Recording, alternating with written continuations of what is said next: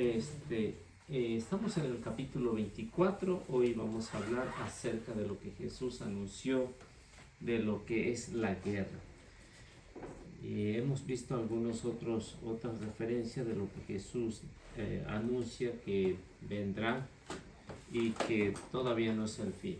Así que dice: una nación luchará contra otra y habrá grandes pestes.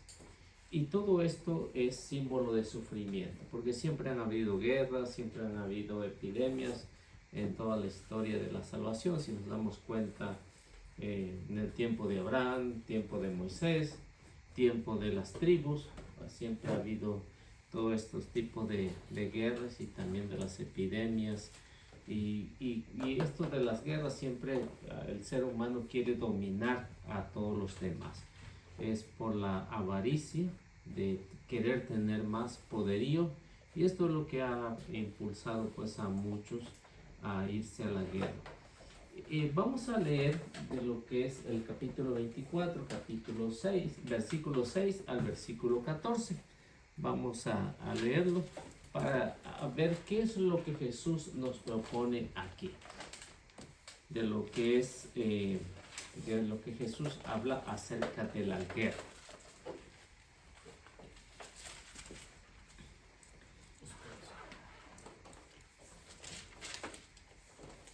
Ustedes oirán hablar de guerras y de rumores de guerra, pero no se alarmen, todo eso tiene que pasar, pero no será todavía el fin.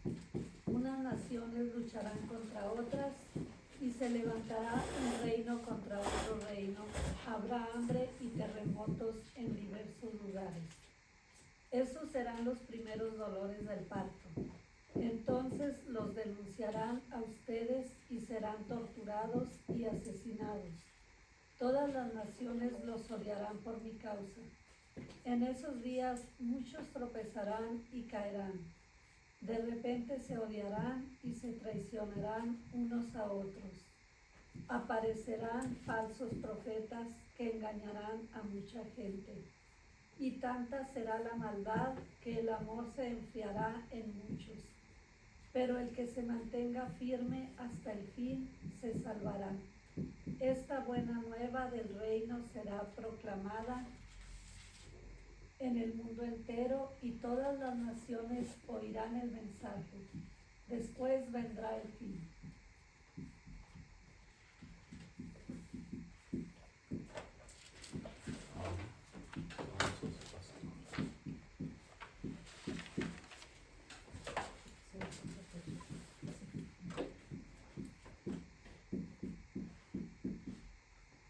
Aquí, como vemos, así a grandes rasgos, hay las señas, hay de lo que Jesús nos habla, de guerras y de rumores de guerra.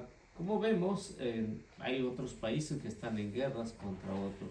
Ahí vemos los de Ucrania, Rusia, o otros países que también están en guerra y que se habla a lo largo de toda la historia, siempre se ha hablado de esto. Cuando los hermanos separados usan este capítulo 24, lo usan para asustar. Cuando hay una guerra, ya está cerca el fin del mundo y ya hay que vénganse para acá, que con nosotros no les va a pasar nada.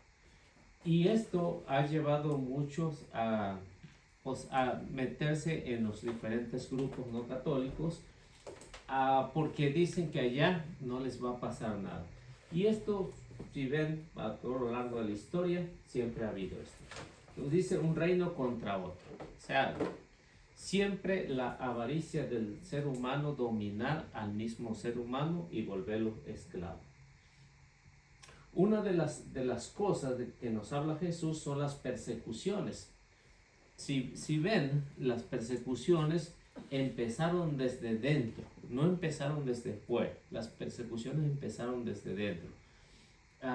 Cuando Jesús muere y resucita, vemos que empiezan las persecuciones. Ahí vemos al primer protomártir, San Esteban. Ese primer protomártir fue cuando empezaron las persecuciones. Después vemos en el año 67, bueno, los cristianos en esta primera persecución, ¿qué fue lo que hicieron? Salieron de ahí de Jerusalén y se fueron a otros lugares eh, para poder evangelizar, porque estaban siendo perseguidos ahí. ¿Cuántos años habían pasado de esta persecución? Al año 67, está más o menos por el año 33, 34, cuando fue la persecución, en el cual murió San Esteban, murió el apóstol Santiago, la primera persecución, y los cristianos, vemos también en el caso de Saulo, ¿no? Saulo, en Hechos de los Apóstoles, empezó a perseguir a la iglesia, pidió permiso para perseguir a la iglesia. Y después, como ven, Pablo se convirtió al cristianismo, al catolicismo, y luego de eso, cuando ya en el año 67, cuando los cristianos se habían expandido por todo el imperio romano, ¿qué es lo que sucede? Sucede que a Nerón César no le gustó que a él no le rindieran adoración, porque se consideraba un dios, se consideraba. Y al considerarse un dios, ¿qué dicen los cristianos? Nosotros no podemos adorar a un humano porque la adoración es nada más para Dios. Y empieza la persecución, en el cual muere San Pedro, muere San Pablo en el año 67. 13 persecuciones, desde el año 67 hasta el año 313, fueron 13 persecuciones que tuvo la iglesia. Jesús ya lo había anunciado. Y es por eso que los cristianos estaban conscientes que las palabras de Jesús se iban a cumplir. Pero dice, las persecuciones van a tener, ustedes van a tener problema por mi causa, pero no se preocupen. ¿Cuántos cristianos murieron ahí? Muchísimos, muchísimos mártires. Hambre. Lo que son las guerras, un reino contra otro, ¿qué es lo que deja siempre? El hambre, la destrucción. Y esto va a ser problema, ¿por qué? Porque aquí sufren los que hacen la guerra y sufren los inocentes. O sea, que todo en general sufrimos. Y ahora pues también, no nada más solo un país cuando está en guerra, sino también causa problema alrededor del mundo. Las cosas empiezan a ponerse más caras, ¿no? Y vemos los ejemplos de todos los problemas que han causado estas últimas guerras, hambre, y esto que lo que vemos que parece que no nos llega a nosotros, pero sí nos está llegando porque hay más alza de precio de todo lo que nosotros consumimos. Esto siempre va a repercutir a nivel mundial. Traición. Esto de traición, de lo que Jesús anunció a los cristianos, siempre hubo traiciones. Cuando alguien aceptaba la fe de la iglesia, y si un familiar, como en el caso, no sé si ustedes saben de San Cirilo, ¿no? San Cirilo, un niño se convirtió al cristianismo, y ¿qué fue lo que pasó? Su mismo papá lo entregó para que a los paganos, para que le dieran una lección, para que se arrepintiera y no fuera cristiano. San Cirilo no aceptó y fue mártir. Otro San Tarcisio, otro niño, que es patrono de la adoración nocturna de los niños, ¿no? Por eso le llaman a los Tarcisios. Lo traicionó su propia familia. Y esto, lo que vemos aquí, que en el tiempo, cuando empezaron las persecuciones, los mismos familiares entregaban a sus familiares para que los paganos, los soldados, los crucificaran, los torturaran en el Coliseo romano. Hubo un tremendo desorden. En las Galias, en Corintio, todas las comunidades sufrieron de traición, porque los traicionaban. Ahora, también no vamos tan lejos. eso de traición también nosotros lo hemos experimentado, ¿no? Muchos de los católicos que son nuestros familiares nos atacan. ¿Por qué? Hicimos un cambio. Yo no sé si a ustedes les pasa, pero a mí me pasa. Yo creo que a todos nos pasa, ¿no? Tú que eres cristiano, tú que te pasas allá en la iglesia, eres esto, una traición, ¿no? O sea, que esto, aunque no nos llegue al martirio, pero siempre va a haber esta traición. Vamos a tener a nuestros familiares especialmente que nos están traicionando. Nos van a atacar de todos modos. Ahora, ¿qué es? Esta señal es importantísima porque aquí está la clave. Cuando sea el fin del mundo. Cuando la proclamación de la palabra, se dé a conocer en todo el mundo, una señal que ya está cerca al fin del mundo. La otra señal, de lo que hemos visto anteriormente, Jesús da dos señales. Esta, que el evangelio se tiene que dar a conocer por todo el mundo, y la otra, que el pueblo judío tiene que aceptar a Jesús como el Mesías, y luego vendrá el fin. Aquí nos falta muchísimo, bastantísima gente que no conoce nada del evangelio, muchísima gente. Hay todo el mundo oriental lejos del evangelio. Sé que aquí todavía, para que llegue ese fin del mundo de toda la humanidad, apenas nosotros somos los primeros cristianos, apenas.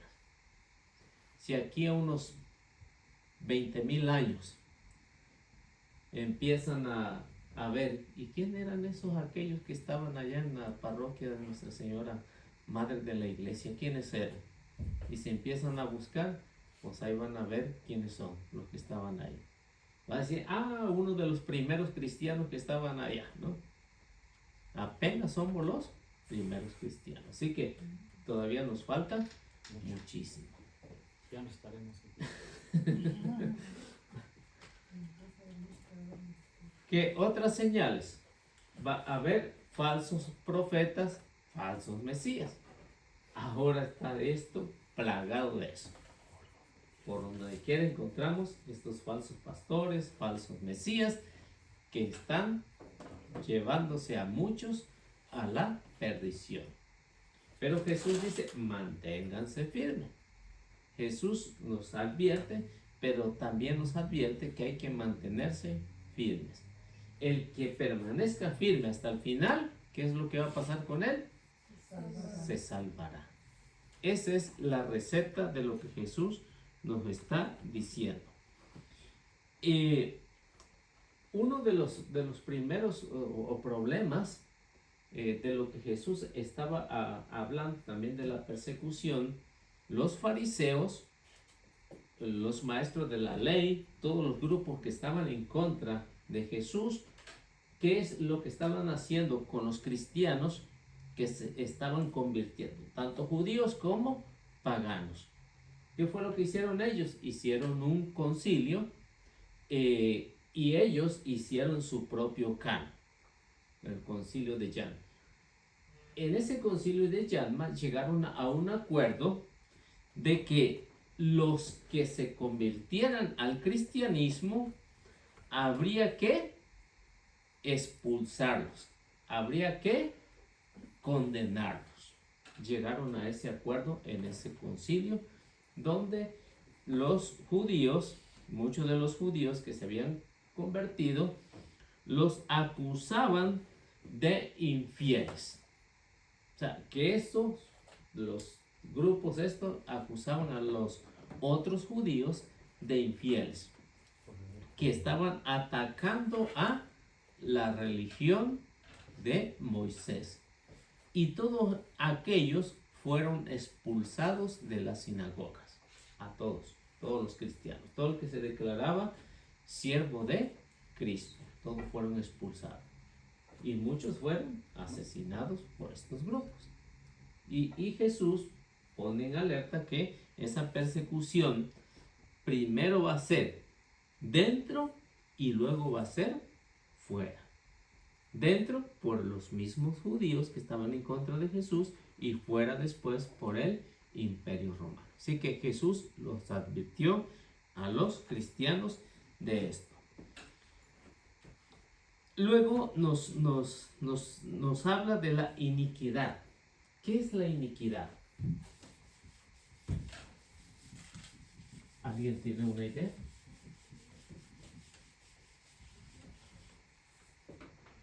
De lo que es iniquidad.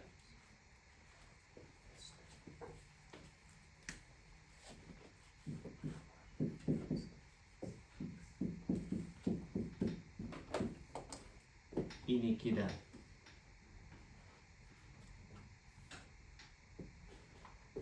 Es una situación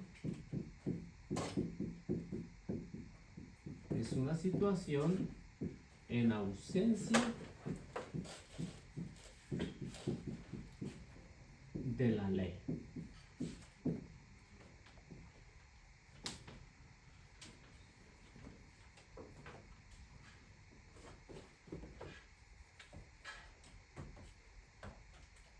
¿Ustedes saben por qué se hizo la ley? Tanto la ley civil como la ley de Dios. ¿Para qué se hizo? Pues para obedecerla y tener un control. Diríamos para establecer un orden. La ley es precisamente para eso. Para establecer, bueno, vamos poniéndole ahí. La ley es para establecer un orden. Si no hay ley, no hay orden. Si no hay ley, hay un desorden. Por ejemplo, leyes, diríamos, naturales. ¿Cuáles serían las leyes naturales?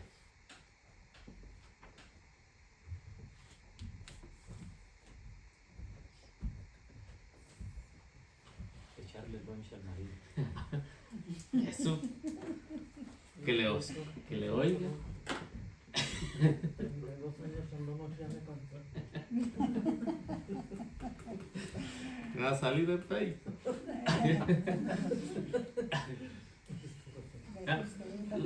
Que no le guste la comida. ¿Verdad? Le aplica usted la ley. Te la comes porque te la comes, ¿no? O sea, la ley, por ejemplo, son leyes naturales que no necesitamos que estén en un código, ¿no?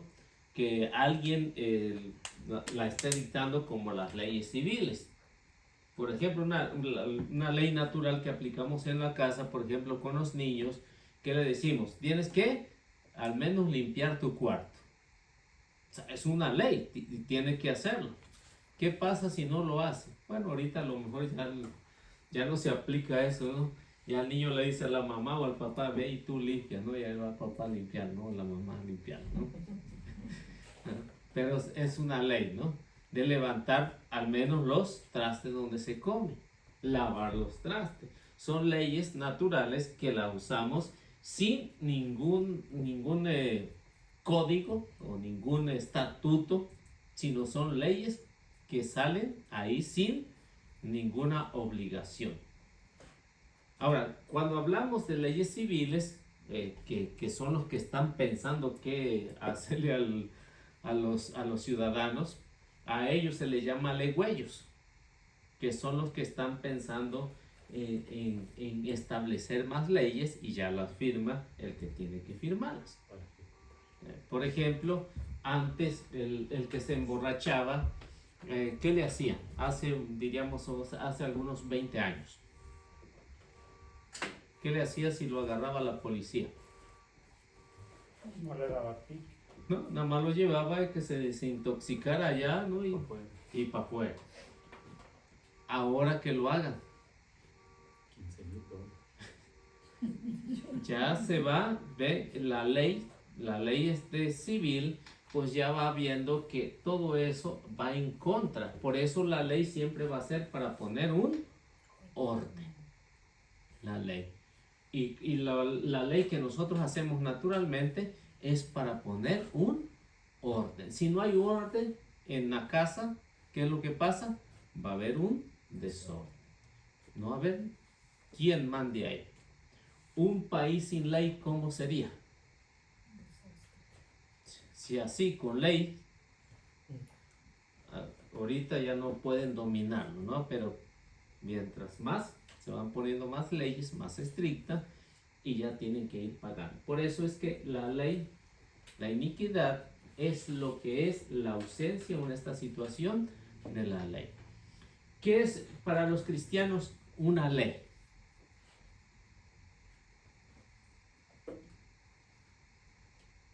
Para ustedes, dígame una ley.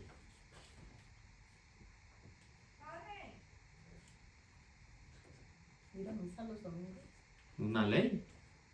Si no va a misa los domingos, ¿qué pasa? Es un pecado mortal. Comenzarse. Por eso vemos que para un cristiano se necesitan también leyes. Porque así, por su propia voluntad, pásele aquí es. Por su propia voluntad el cristiano a lo mejor no lo hace. Muchos van a misa porque si no van, cometen un pecado mortal.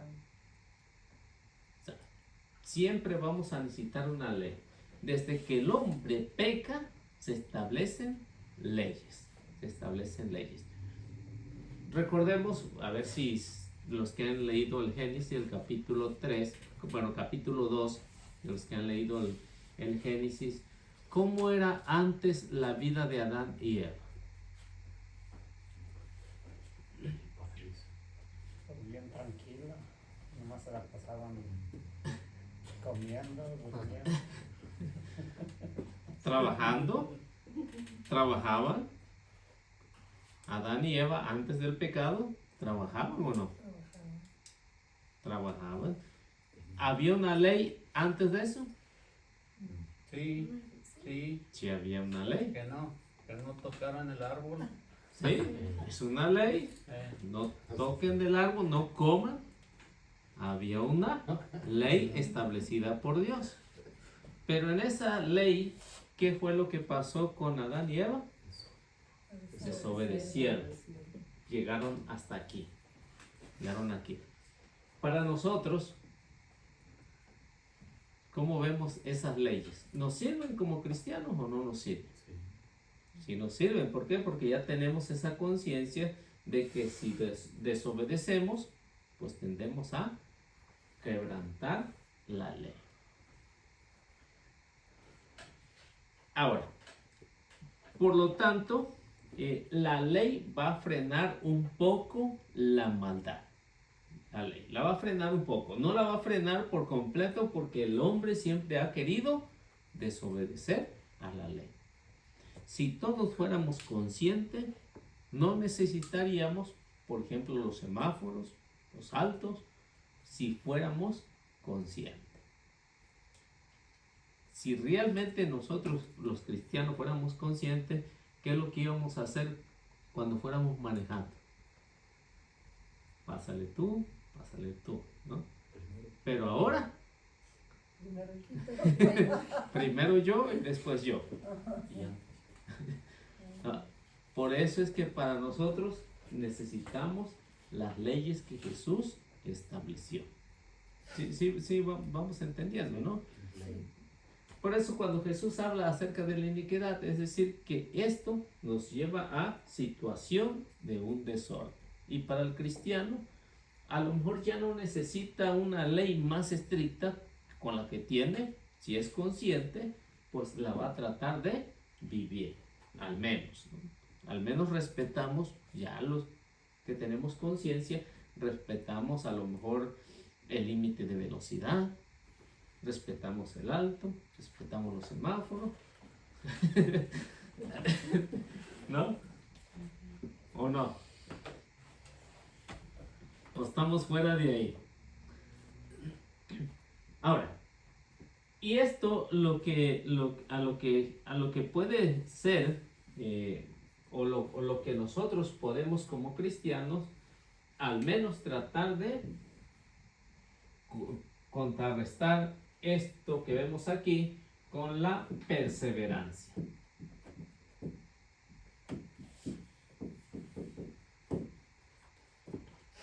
Y eso es lo que dice Jesús, ¿no? El que persevere hasta el fin se va a salvar. La perseverancia para poder dominar esto. Si no perseveramos en la ley de Dios, no vamos a poder ver la ley del humano tampoco.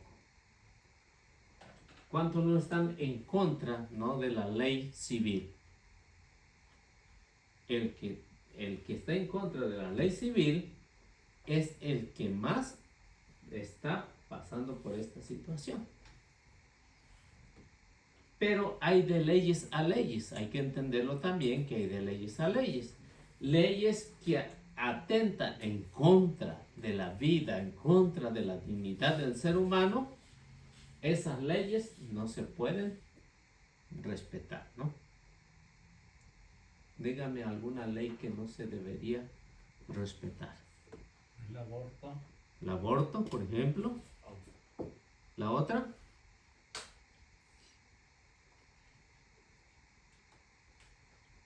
La eutanasia, ¿se han escuchado hablarlo? De la eutanasia. El matar a otro para quitarle sus órganos, para salvar a otro. Entonces, todo esto vemos que si el cristiano no tiene una perseverancia, estas leyes van en contra de la dignidad del ser humano. Van en contra. Y eso cualquiera la puede ver, pero las leyes de los que no saben quién es Dios, les importa un poco lo demás. Y esto, que los cristianos, ¿qué es lo que deben de seguir? Pues seguir anunciando una perseverancia, anunciando la buena nueva. La buena nueva. Eso es. Y eso es lo que Jesús nos invita a seguir anunciando la buena nueva del reino de Dios. Ahora, preguntas. ¿Tienen alguna pregunta de esta primera parte? Aquí terminamos esta primera parte. ¿Alguien tiene alguna pregunta?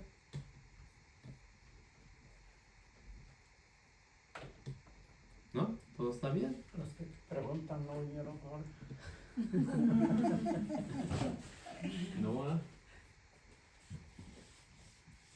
Bueno, entonces puedo borrar esto.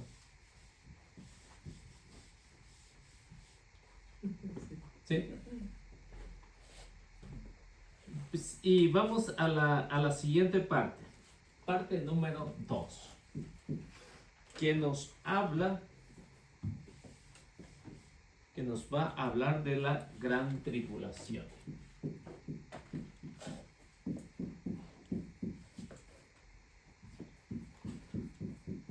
La gran tribulación de Jerusalén.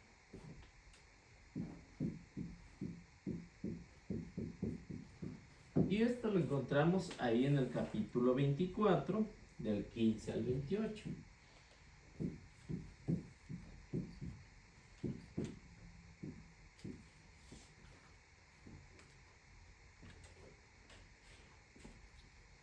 Y vamos a ver cuál es la tribulación que va a pasar Jerusalén.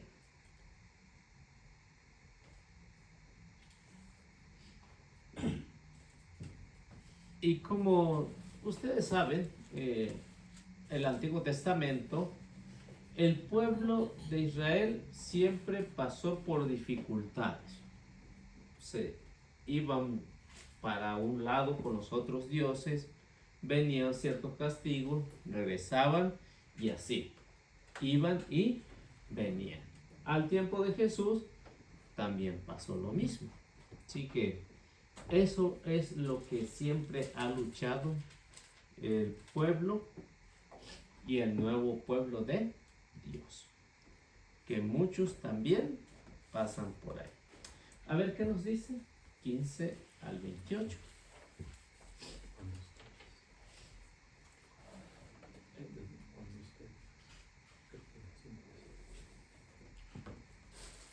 El profeta Daniel escribió acerca de horrible sacrilegio. Cuando ustedes lo vean en el lugar santo, el que lee entienda. Entonces los que estén en Judea, que huyan a las montañas, y el que esté en la azotea de su casa, que no baje a sacar nada. Y el que esté en el campo, que no regrese ni aún a recoger su ropa.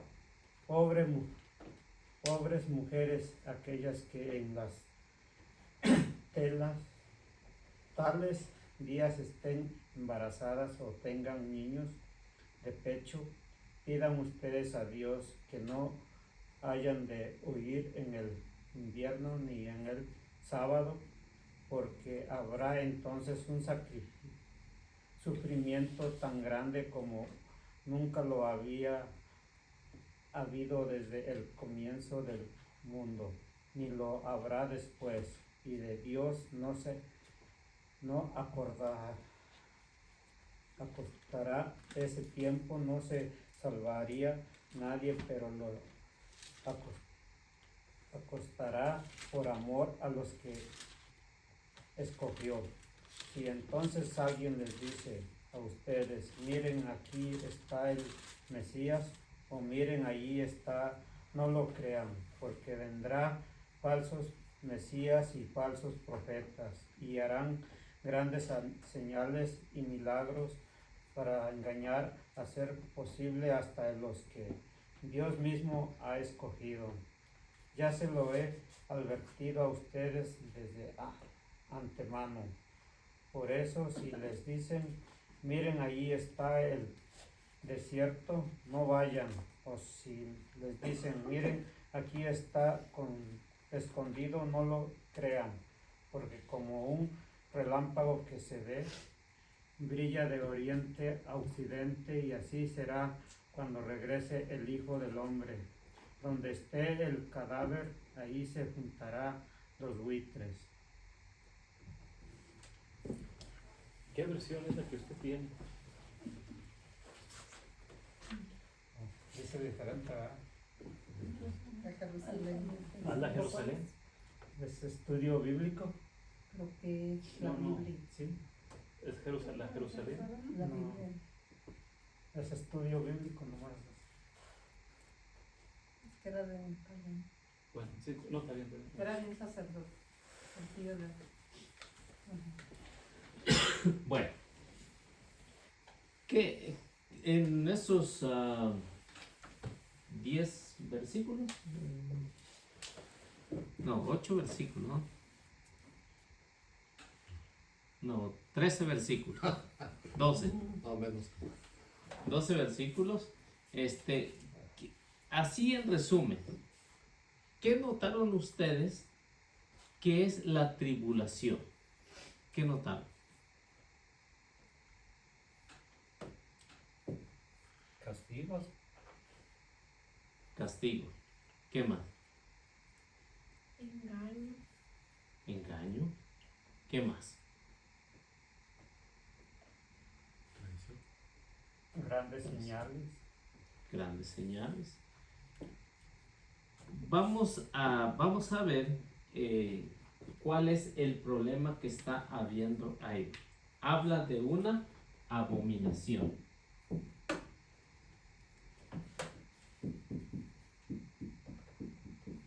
Una abominación. ¿Qué es una abominación de lo que está haciendo Jerusalén? Jesús está tomando cierta parte de lo que nos habla Daniel. Daniel habla algo semejante a esta abominación. Y esto van a ser consecuencias. Cuando sucede la abominación, es decir, que el pueblo se está alejando de Dios. Está buscando otros falsos. Y esos otros falsos, ¿qué es lo que están pretendiendo? Llevándose incluso a los elegidos. En la iglesia ha pasado también lo mismo. Ha pasado. ¿Cuántos sacerdotes se han ido de la iglesia y han fundado su propio grupo? Muchos hay. México, aquí, en diferentes países, está pasando lo mismo. Ahora, ¿qué nos dice Daniel? Vamos a comparar. ¿Quién lo tiene?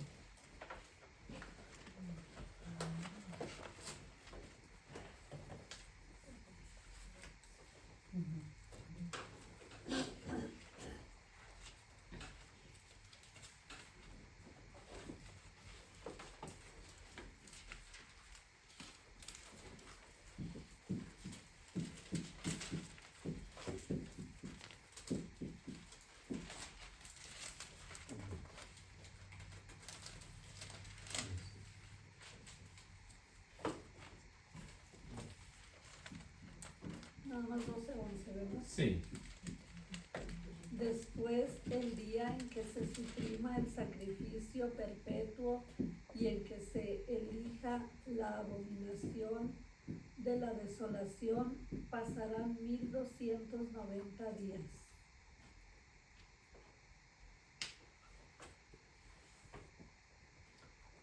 Jesús está tomando esta parte de lo que se le conoce como la abominación. ¿Qué es la abominación? Es un culto pagano que se está estableciendo en el templo de Jerusalén.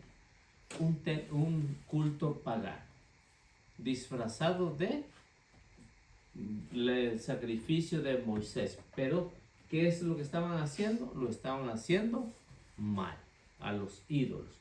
Por eso cuando Daniel habla acerca de esta abominación, es decir, que el pueblo se ha alejado de Dios y por eso vendrá un castigo. Y después ya sabemos lo que pasó con Jerusalén. Jesús anunció la caída de Jerusalén por sus muchos crímenes, por sus muchos pecados, por la abominación de no creer en el Mesías, en el Señor.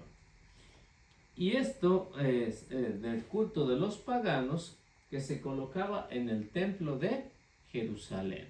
Por eso el templo va a ser destruido porque fue manchado con la abominación. Daniel está hablando en un término bíblico apocalíptico. No sé si ustedes lo notaron, pero está hablando en un término apocalíptico. ¿Sí lo notaron o no?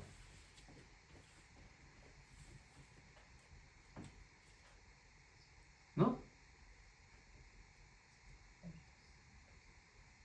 A ver, ¿qué dice? ¿De 1000 qué dice? 290 días. 335 días. Aquí dice pasarán 1290 días.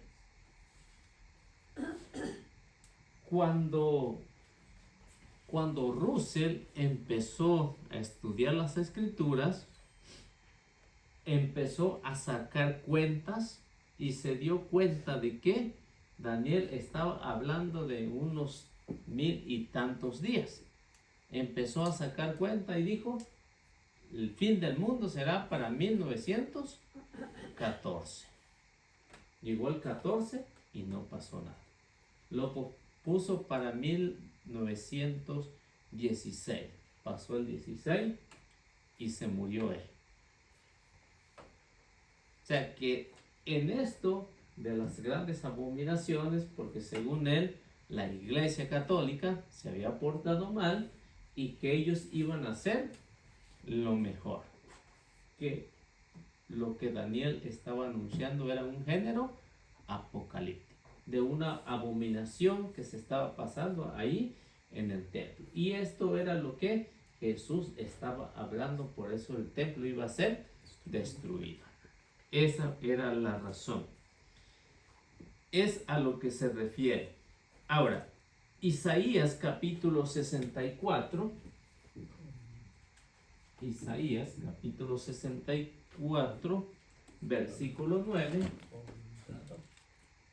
nos va a hablar otra vez de esta dificultad.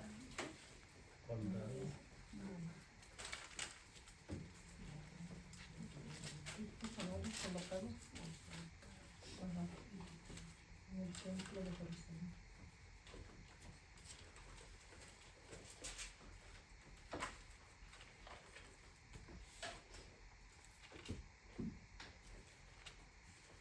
A ver, ¿quién lo tiene? Isaías. Isaías.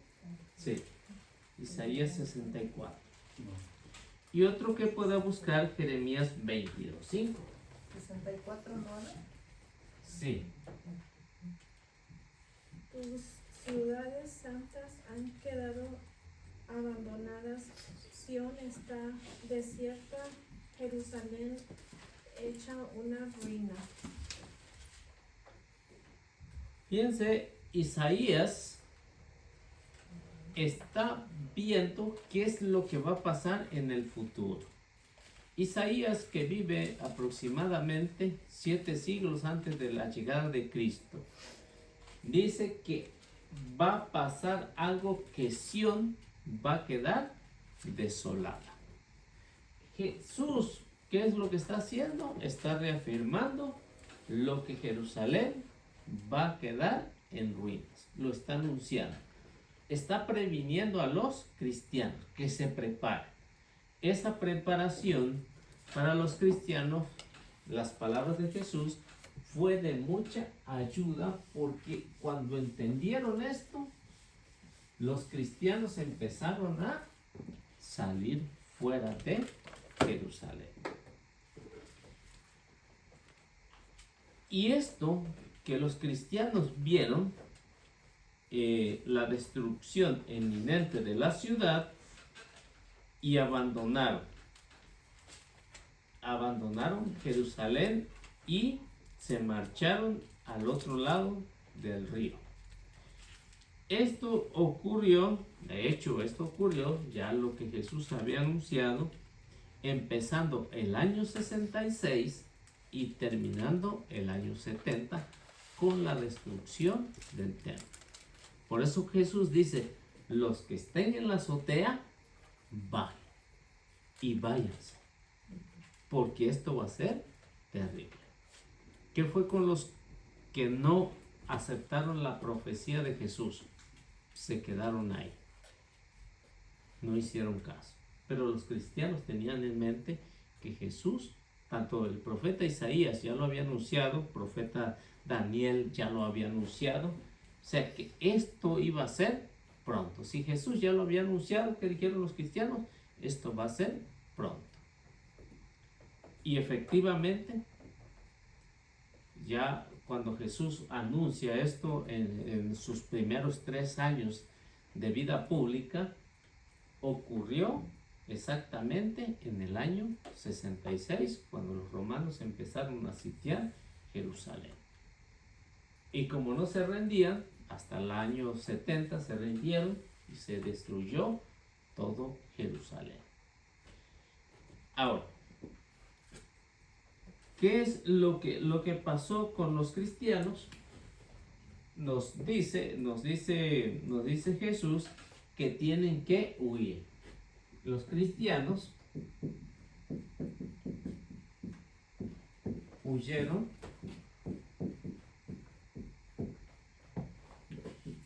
a Pella, al otro lado del río.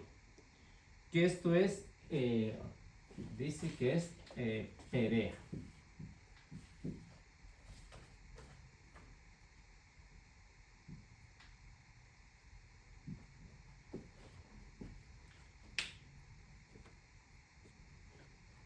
Y allá los cristianos se refugiaron sin ningún problema. Cuando dice bajen de la azotea, es decir que esto iba a ser cuando empezaban a ver que Roma empezaba a atacarlos, los cristianos tenían que salir huyendo de ahí. Y Jesús va a hablar muy claro porque va a decir que la mujer que esté embarazada va a ser difícil para ellos, ¿no? Las que tengan niños va a ser difícil para ellos. O sea que tienen tiempo de salir. Dice que esto va a ser más peor que si fuera en día sábado. ¿Por qué habla Jesús día sábado? Porque la ley de Moisés, la ley que habían puesto, decía que una persona no puede caminar mucho en día sábado. Por eso es que muchos no hicieron caso, porque decían, si hacemos caso, desobedecemos a la ley. ¿Y qué pasa con los que desobedecen a la ley? Los mataban, ¿no? Por eso es que muchos no quisieron salir. Cuando Jesús anunció esto, dijeron, si esto sucederá en día sábado, pues aquí nos quedamos y aquí morimos. Por eso es que muchos perecieron ahí por no hacer caso a Jesús.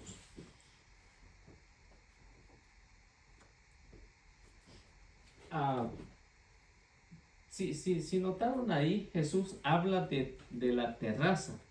La terraza en aquellos años eran para dos cosas. Uno podía ser para alojar a los visitantes en la parte de arriba, o para los que morían, los subían arriba para hacerles los servicios en la azotea. No los hacían abajo, sino los hacían arriba. Por eso cuando Jesús habla de este término, es decir que el que esté descansando allá en la parte de la azotea tiene que bajar. Y el que esté haciendo un servicio allá tiene que bajar. ¿Por qué? Porque de todos modos ya está muerto, ¿no? Ya no lo pueden matar otra vez, ¿no? Eso, por eso se usaba la terraza. Deben de escapar, dice Jesús, y irse a otro lugar. Ahora, la situación de las embarazadas, porque Jesús menciona la situación de las embarazadas, de las que estén criando, va a ser difícil para ellos ponerse a salvo.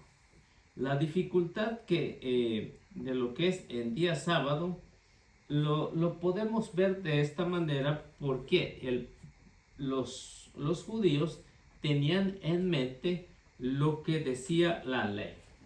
Supongamos, o vamos a ver lo que nos habla Jeremías capítulo 11 versículo 16. 11 versículo 16, a ver qué nos dice con respecto al sábado. Otro puede buscar Nehemías 9:37.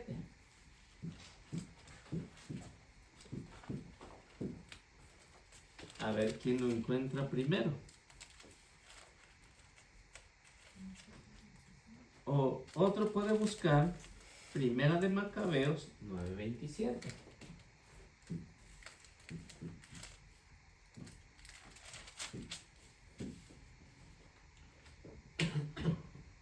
A ver quién tiene el primero. Olivo verde hermoso por su fruto magnífico, este era el nombre que te había puesto Yahvé. Pero con gran estrépito le prendí fuego a su follaje y se han quemado sus ramas. ¿Qué es lo que nos está mencionando ahí? Jerusalén estaba en su pleno esplendor. Pero cuando se prendan las llamas, ¿qué es lo que va a pasar? Se va a quedar consumido. Todo se va a echar a perder. Nehemías. ¿Sí lo encontraron?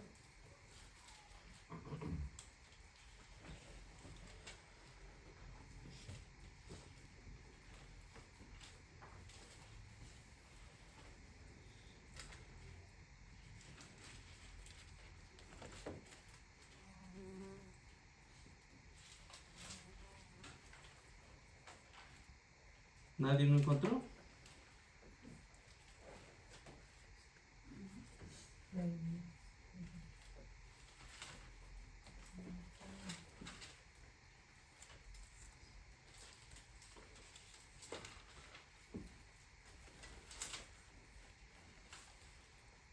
Todo esto que estamos viendo son los señales, lo que va a ser una catástrofe.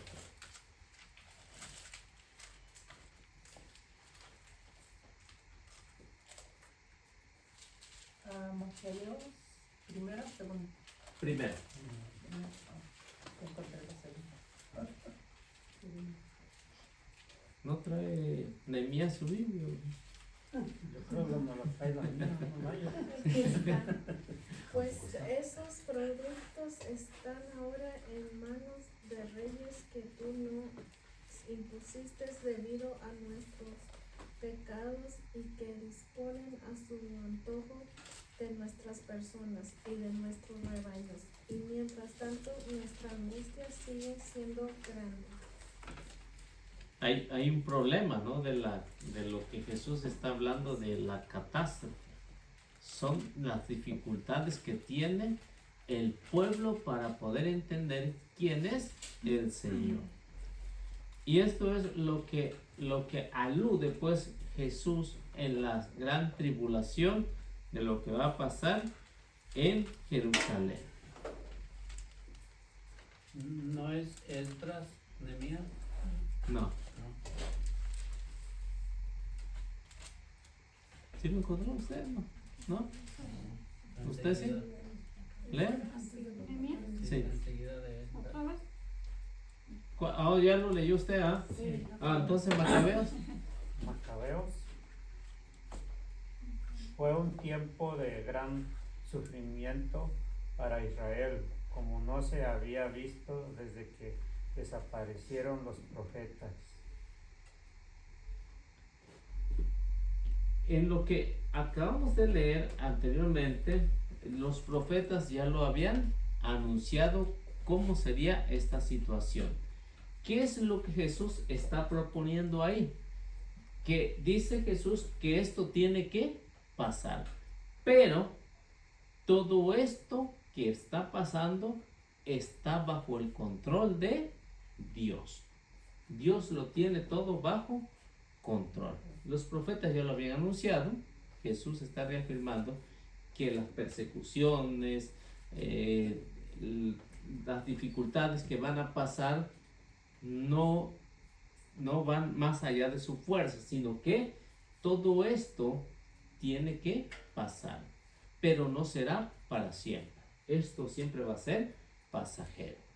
Que los cristianos tienen que tener ese ánimo, aunque parezca que está tan difícil y que nunca va a pasar. Esto siempre va a pasar porque está bajo el control de Dios.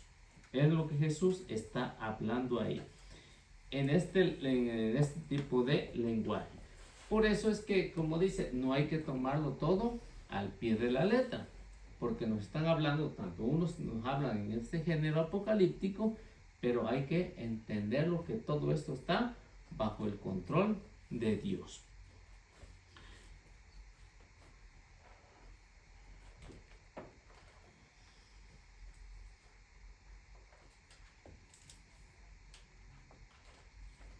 Ahora, otra advertencia de lo que Jesús nos está haciendo ahí en estos pasajes de versículos de San Mateo es que habrá impostores. Impostores. También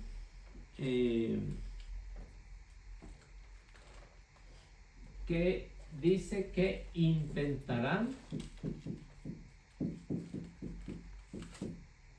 engañar.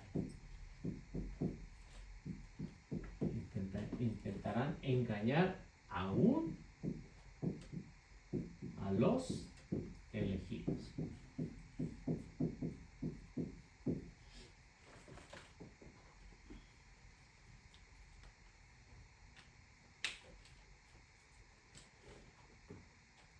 Y esto que podemos ver aquí, Jesús lo están anunciando que cuando estas cosas van a suceder, cuando Roma va a invadir, sucederá cuando Jerusalén esté bien poblada. ¿Por qué? Porque los judíos tenían esa costumbre de que cada año iban a Jerusalén. Esto ocurrió en tiempo de las celebridades o las fiestas de el pueblo.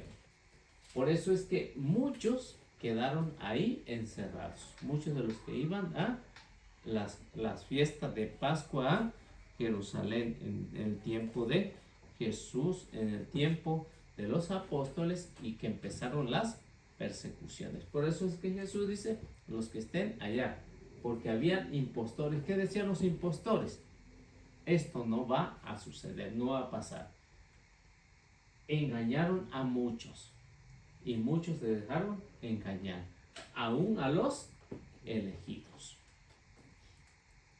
Por ejemplo, si ustedes ven las cartas de San Pablo, ¿cuántos de los elegidos, de los que estaban ahí, se dejaron engañar? Muchísimos, muchos. Incluso San Pablo habla en las cartas, por ejemplo, a Timoteo, habla de representantes que se dejaron engañar. Por ejemplo, si leen la carta de San Pablo a Timoteo en el capítulo 4 del versículo 1 en adelante, San Pablo habla de que muchos de los que están aquí van a cambiar, se van a ir. ¿Timoteo 4? Timoteo 4, 1 y 2. Que en los últimos tiempos algunos renegarán de la fe para seguir enseñanzas diabólicas. Eso dice San Pablo. Entonces, ¿qué es lo que está pasando? Están engañando aún a los elegidos. O la carta de San Pablo a los Gálatas, capítulo 1, versículo 7 al versículo 10. Habla de un evangelio diferente, ¿no? Esto que aún a los elegidos se han dejado engañar. Así que Jesús está advirtiendo ahí.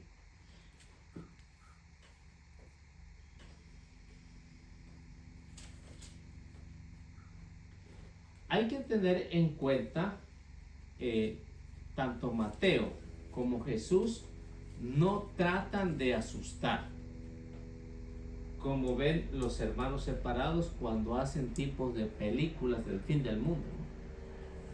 ¿Qué es lo que están pretendiendo? Asustar a la gente. Así va a ser el fin del mundo, como si ellos lo hubieran visto.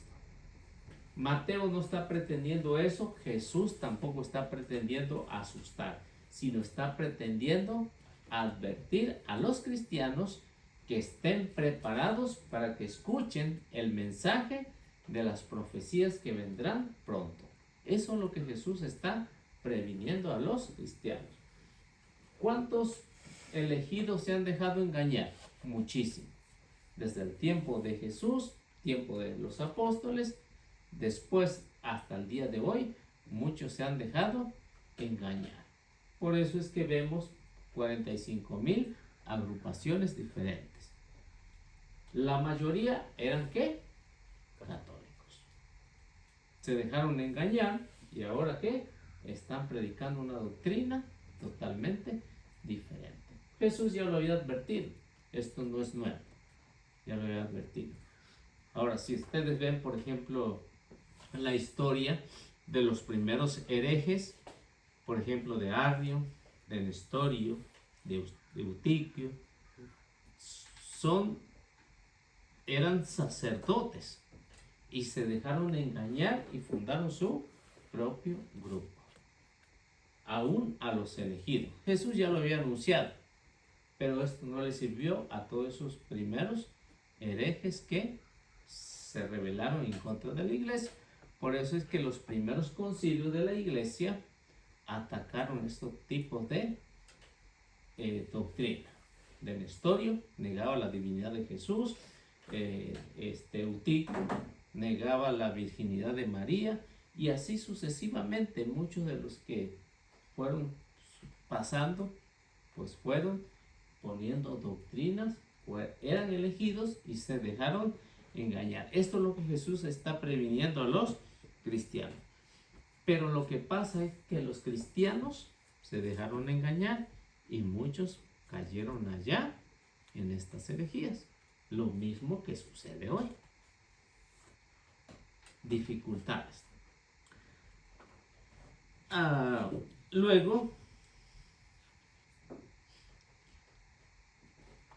Luego Jesús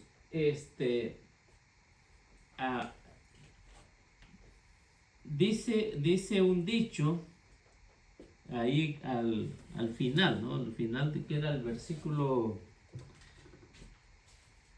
¿qué era? Versículo 28. 28, sí. ¿Qué es lo que dice? No, bueno, sí, es un dicho que era muy común. Donde está el cadáver, ahí está el buitre. Donde está el cadáver, ahí está el buitre. Era un dicho muy común en el pueblo de Israel.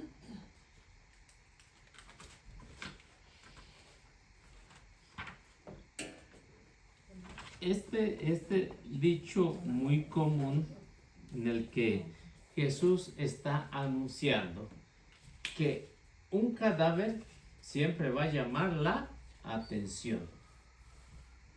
¿Y por qué va a llamar la atención? Porque ahí va a estar el buitre. ¿Qué es lo que llama la atención para los cristianos? Doctrinas nuevas. Por eso es que muchos van allá.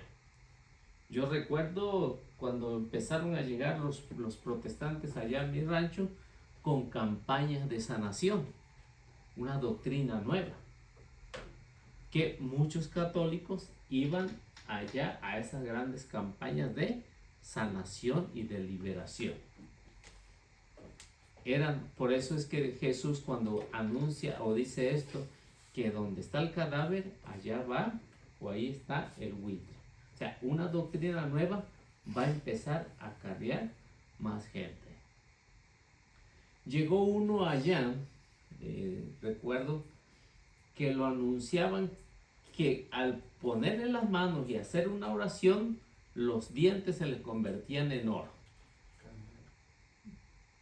O sea, una doctrina nueva. Muchos de los que no tenían dientes, ¿dónde fueron a caer? Allá. ¿Salieron con dientes de oro? No. Por eso es que muchos empiezan con una doctrina nueva. Llegó uno allá también que se decía ser sacerdote. Muchos fueron allá a ver lo que estaba diciendo, si era sacerdote. Muchos le creyeron y se quedaron ahí con los pentecostales. O sea, doctrinas nuevas siempre va a acarrear más gente. Preguntas de este segundo punto. De lo que era la gran tribulación de Jerusalén. Preguntas hasta aquí.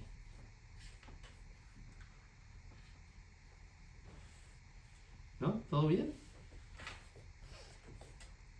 Seguimos. Todavía tenemos tiempo, ¿sí?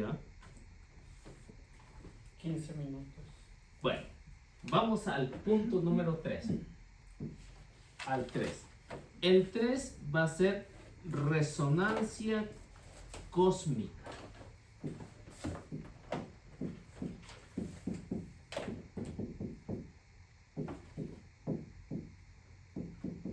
Resonancia cósmica de la venida del Hijo del Hombre.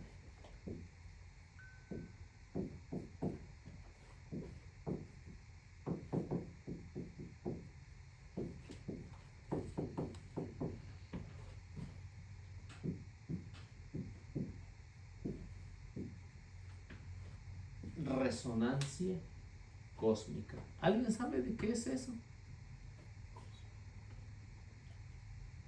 De la venida del Hijo del Hombre. Bueno, si no saben, vamos a leer 24, 29 al 35.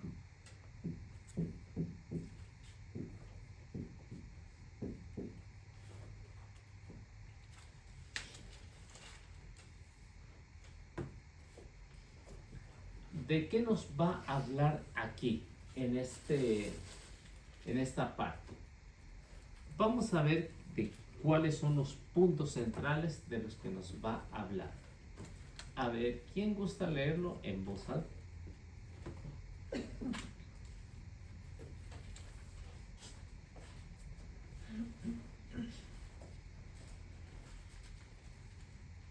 Después de esos días de angustia, el sol se oscurecerá, la luna perderá su brillo, caerán las estrellas del cielo y se bambolearán los mecanismos del universo. Entonces aparecerá en el cielo la señal del Hijo del Hombre. Mientras todas las razas de la tierra se golpearán el pecho, verán al Hijo del Hombre viniendo sobre las nubes del cielo con el poder divino y la plenitud de la gloria. Enviará a sus ángeles que tocarán la trompeta y reunirán a los elegidos de los 4 puntos cardinales, de un extremo al otro del mundo. Aprendan esta lección de la higuera. Cuando están ya tiernas sus ramas y empiezan a brotar las hojas, ustedes saben que se acerca el verano. Asimismo, cuando ustedes noten todas estas cosas que les he dicho, sepan que el tiempo ya está cerca, a las puertas. En verdad les digo, no pasará esta generación hasta que sucedan todas estas cosas. Pasará el cielo y la tierra, pero mis palabras no pasarán. Esto es a lo que nos lleva aquí en esta resonancia cósmica, que es o se va a tratar de la segunda venida de Cristo. Si ven, un lenguaje apocalíptico. Todo lo que nos habla del versículo 29 al versículo 31 habla de un lenguaje apocalíptico. Tenemos 9 puntos aquí en esta parte. El primer punto que vemos aquí es que el punto principal es la segunda venida de Cristo. Es el número 1. Número 2. Una renovación del mundo.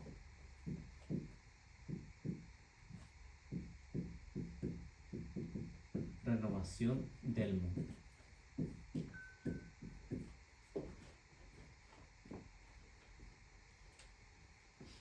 Número 2.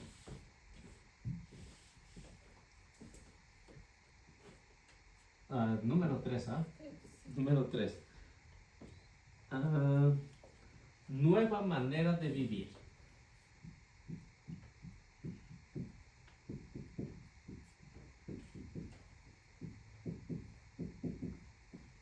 Número 4.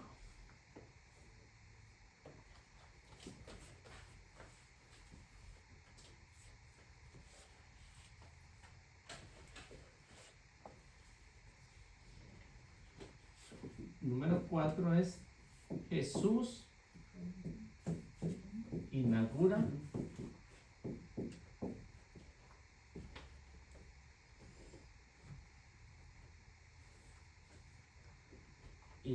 su segunda venida.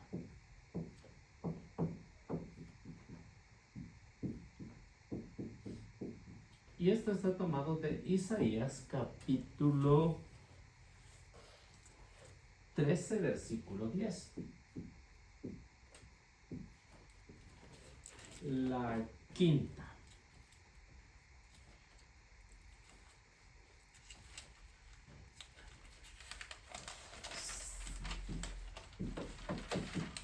signo del Hijo del Hombre.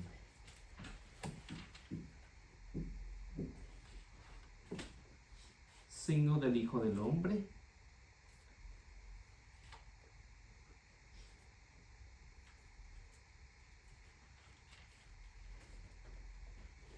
Número 6. Pensar en la cruz. Número 7.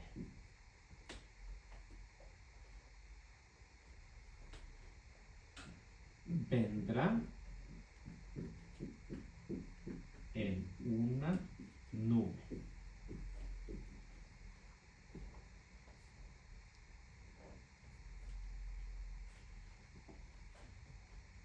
Y ¿dónde están? Número 8. Mundo divino.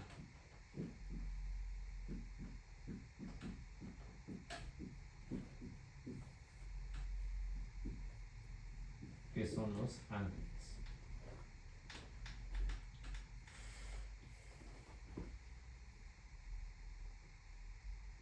Y número 9, anuncio del reino.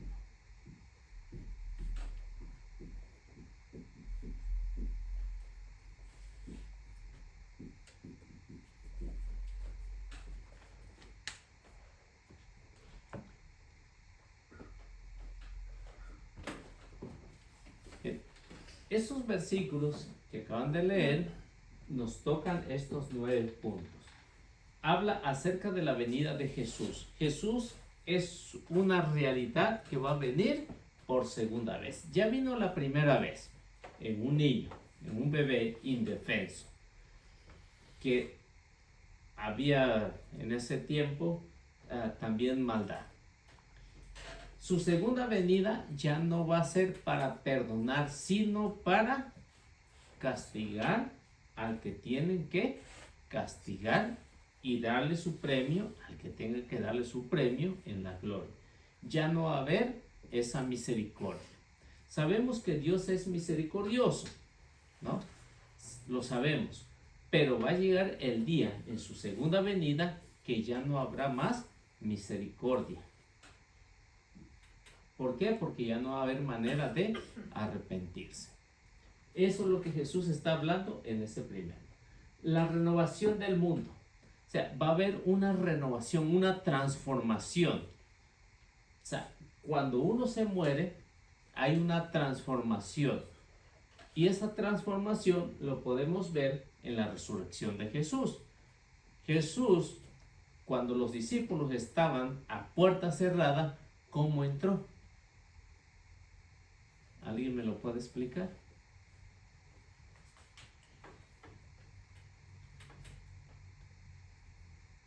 ¿Cómo entró si estaban las puertas cerradas? Hay una renovación, ¿no? Hay una renovación del mundo. Todo esto que nosotros tocamos aparentemente está sólido, ¿no? Aparentemente, ¿no? Bueno, Sí. ¿sí? ¿Están seguros? Así se ve. O sea, Porque no podemos pasar nosotros. ¿Sí? nosotros, porque no estamos en una renovación, no podemos pasar por aquí. Cuando estemos en una renovación, ya pasamos por esa renovación como pasó Jesús, esto no es un impedimento para entrar. No es un impedimento. ¿Cómo se dice? Todo esto es pura materia que no es sólida. Es sólida porque nosotros no podemos pasar porque tenemos todavía un cuerpo. Pero cuando tengamos esa renovación, esto ya podemos pasar de un lado para otro como si fuera un polvo. No hay un obstáculo cuando hay una renovación. ¿Se dan cuenta? Por eso Jesús, cuando entra con los discípulos, puerta cerrada, nadie entra. Jesús entró sin pedir permiso, ni por la puerta. ¿Dónde entró? No se sabe por dónde entró. El caso es que se le apareció ahí, ¿no? ¿Por qué? Porque ya estaba en un mundo renovado. Nueva manera de vivir. O sea, que los que realmente hayan hecho o hayamos hecho lo mejor, ya habrá una nueva manera de vivir. Ya no será como la manera de vivir aquí en el mundo, que estamos dependiendo de todos. Aquí ya no vamos a depender de nadie, únicamente de Dios. Ahorita nosotros podemos depender del empleador, podemos depender del comerciante, dependemos de papá, de mamá, o sea, todos tenemos una dependencia, pero cuando ya se pase de este mundo, ya será una nueva manera de vivir. Ya no vamos a trabajar. Ya no. Ya va a ser todo diferente. Es una nueva manera. ¿Por qué? Porque hay una inauguración. Jesús viene a inaugurar su segunda venida. ¿Qué es lo que Jesús inaugura? Me voy para prepararles un lugar. A donde esté yo, allá quiero que estén también ustedes. Jesús está inaugurando su segunda venida, y esto lo que toma es de Isaías. No sé si lo tienen, lo podemos leer, pero habla de una inauguración.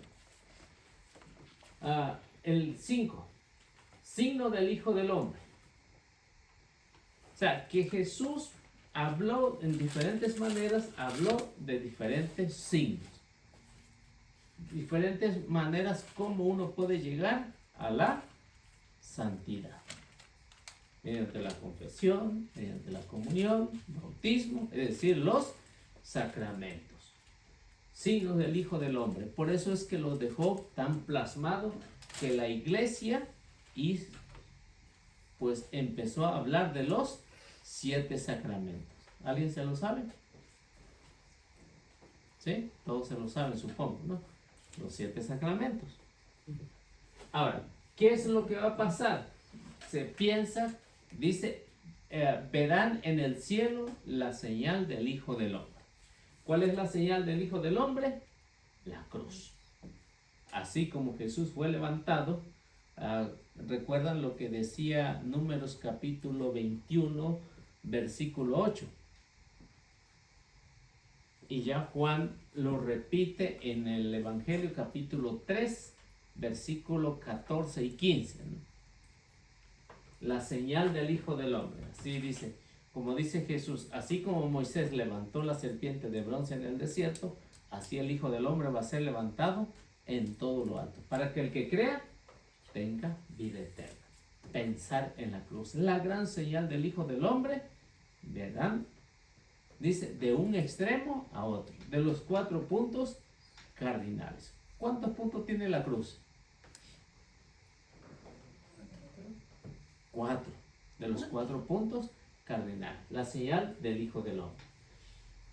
Dice, vendrá en una nube. La nube en el Antiguo Testamento iba o significaba la presencia de Dios. Vemos cuando el pueblo de Israel pasó por el desierto, una nube los cubría, o sea, la presencia de Dios. Vendrá en las nubes, sentado en las nubes. Hace que la semana pasada hablábamos qué significaba sentado, ¿no? ¿Se recuerdan? ¿Qué significa? Sí, la autoridad. Tiene todo el poder y la autoridad. Por eso que habla acerca que vendrá sentado en una nube. Mundo divino. Dice, ¿cómo va a venir Jesús? Rodeado de todos sus ángeles. ¿Cuáles serán? ¿Cuáles ángeles? Yo creo los que han fallecido, ¿no? Que han Los ido al ángeles. cielo. Con nuestro ángel de la Guarda. guarda. Con todos sus ángeles. Rodeados, dice. O sea, que los ángeles son los que llevan cuenta de lo que estamos haciendo. O sea, son los secretarios. van apuntando qué es lo que nosotros estamos haciendo. ¿Estamos haciendo bien? Pues el ángel se va a sentir contento, ¿no? A presentarle en el último día lo que este mundo divino, ¿no? ¿Qué es lo que estamos haciendo? Ahora, el anuncio, lo último, el anuncio del reino. O sea que Mateo, desde que empezó, siempre ha hablado del reino de Dios. Siempre habla. Todos los capítulos, si se dieron cuenta, habla del reino. O sea que la invitación para poder llegar al reino de los cielos es lo que está ya Mateo concluyendo, capítulo 24, 25, 26, 27 y 28. Está concluyendo con esto. Si ven, ya se va cerrando un poquito el círculo. ¿Por qué? Porque ya está hablando acerca del fin del mundo. Los capítulos anteriores nos hablaban de la expansión, de lo que Jesús hacía, de lo que Jesús enseñaba con las parábolas. Habría algo diferente, pero aquí ya el círculo se va cerrando hasta llegar al capítulo 28. ¿Alguna pregunta que tenga?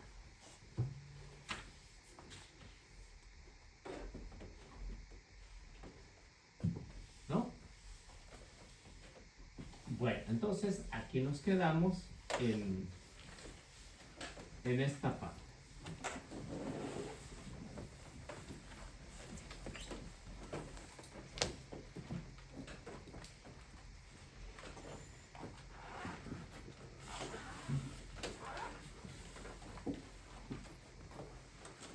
Bueno, vamos haciendo la oración.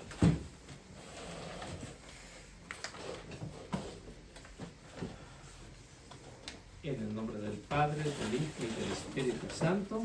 Amén. Señor, en esta hora te quiero agradecer por darnos la oportunidad de poder terminar este pequeño estudio en el cual estuvimos aquí. Y te quiero agradecer por cada uno de los hermanos que hoy pudieron venir y también por los que no pudieron asistir hoy a esta clase. También te quiero agradecer por mi familia, que tú, Señor, me ayudas a guiarla. También te quiero agradecer porque me permitiste a mi hija Citlali poder llegar a tener esta ceremonia de aceptación para que pueda realizar este sueño de ser doctora. Te la pongo en tus manos para que tú, Señor, la guíes, y a todos estos muchachos jóvenes que estuvieron hoy en la ceremonia, para que puedan decir sí a la vida y no a la muerte, ya que tu, Señor, les has llevado hasta ahí. Condúcelos para que sean doctores, para que se puedan graduar con lo que tú, Señor, has dicho que son los enfermos los que necesitan los doctores. Te los pongo en tus santísimas manos a cada uno de ellos, y también por aquellos doctores que han optado por asesinar a niños inocentes, a los adultos también, para que se arrepientan. Y también te quiero pedir, Señor, que los guíes para que puedan ser santos a través de esa vocación de doctores, y que los puedas guiar para que a través de ellos puedas salvar más vida, ya que tu, Señor, les has dado la sabiduría. Guíalos por un buen camino, y a nosotros también para poder llegar un día a la santidad. Y a ti, Mamita María, te quiero encomendar nuestras peticiones para que tú, Señora, intercedas por ellas. Todo esto te lo pido en el nombre del Padre, del Hijo y del Espíritu Santo. Amén. Que Dios me los bendiga, nuestra Madre Santísima nos acompañe. Tratemos de compartir y de darle la bendición.